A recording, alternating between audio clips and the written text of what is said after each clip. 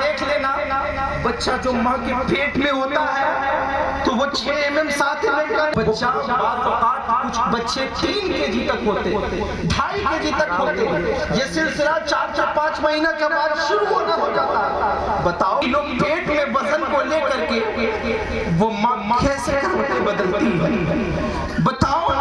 کبھی اور کیوں نہیں کرتے ہو؟ جب ماں کی عظمت پہ انگلی اٹھاتے ہو، جب ماں سے منہ توڑ جواب دیتے ہو، تو کبھی کیوں نہیں غور کرتے ہو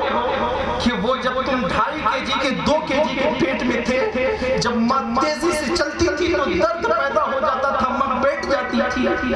جب ماں کروٹیں لیتی تھی تو اس وقت درد پیدا ہوتا تھا، تو ایک ایک کروٹ میں پوری راتیں گزار دیا کرتی تھی۔ افسوس ہے کہ بچے اس دن کو بھول جاتے ہیں۔ میں ایسے گھر کو بھی جانتا ہوں جس گھر میں بستریں موجود نہیں ہوتی، تو رات کی تنہائیوں میں، سردیوں میں وہ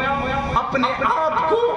گیلے بستر پہ سونا پسند کرتی ہے، بچوں کے لیے آنچل بچھاتی ہے۔ بیٹا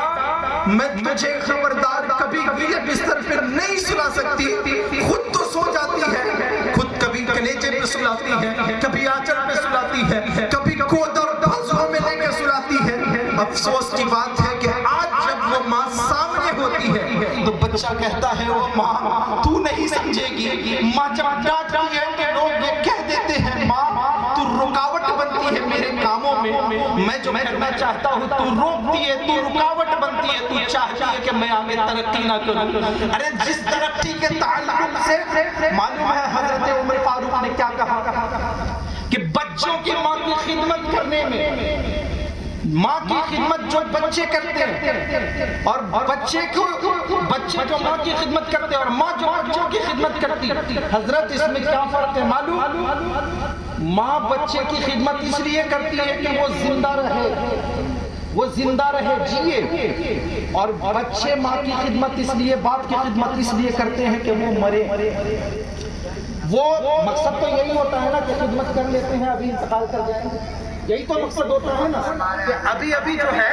یہی مقصد تو ہوتا ہے کہ اب جب بوڑھے ہو گئے ہیں، اب تو یہ بوڑھے ہو چکے ہیں، جلدی خدمت کر لو، کچھ دن میں ان کی آنکھیں بند ہونے والی۔ مگر ماں اور بیٹے کی محبت میں فرق دیکھ، حضرت عمر فرماتے ہیں کہ یاد رکھو ماں اور بیٹے کی محبت کا فرق دیکھو کہ ماں چاہتی ہے کہ بیٹا جیے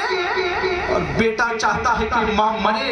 یعنی یہ خدمت کا فرق ہے۔ مگر افسوس کہ آج عجیب معاملہ ہے، ایک عجیب تماشا، جس نبی پاک صلی اللہ علیہ وسلم نے کہا تھا او لوگوں اگر تیرے باپ کا عمر کا کوئی شخص راستے میں مل جائے تو عزت کر لینا، باپ سے محبت کرنے کا صلہ تجھے مل جائے گا۔ افسوس جس آقا نے یہ پیغام دیا کہ باپ کے عمر، ماں کے عمر کی عورتوں کی عزت کیا کرو،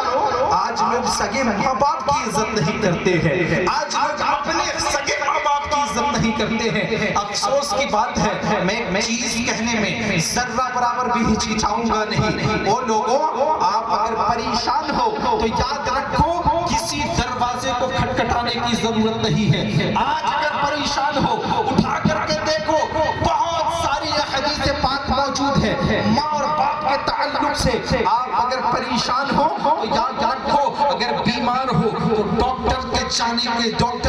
ڈاکٹر کے پاس جانے سے پہلے اپنے ماں باپ کے پاس موجود ہونا۔ اگر کہیں بھی آپ کو پریشانی گھیرے، آپ کے کاروبار میں ترقی نہیں ہے، آپ کے کاروبار میں خسارہ ہو رہا ہے، تو مت گھبرانا، ماں کے پاس جانا، یاد رکھنا ماں کے پاس گر کر کے کہنا امی جان بڑی محنت آپ کا بیٹا کر رہا ہے، او میری ماں ذرا دعا تو کر دو، او میرے باپ میرے لیے دعا تو کر دے۔ میں قسم کھا کے اللہ رب العزت کی قسم کھا کے کہتا ہوں جس دن آپ سکتی آنکھوں سے اپنے ماں کے پاس گزارش کرو گے اور تیری ماں دعا کے لیے ہاتھ اٹھا دے گی، یاد رکھو اسی دن سے تیرا مقدر بدل جائے گا، اسی دن سے تیرے تقدیر بدل جائیں گے۔ اب میں آپ کو بتاؤں کیسے، آپ نے خواجہ غریب نواز کو تو پڑھا ہے نا، خواجہ غریب نواز کے والد محترم کو تو آپ جانتے ہیں نا، خواجہ غیاث الدین کا کیا معاملہ تھا۔ اب دیکھو آپ کہتے ہو، آپ سوچتے ہو نا کہ ولی کیسے بنتا ہے انسان، تو یاد رکھو ولایت نفل سے ان تمام تر چیزوں سے تو حاصل ہوتی ہی ہے، قرب رب کا نفل وغیرہ ذکر و اذکار سے تو حاصل ہوتا ہی ہے،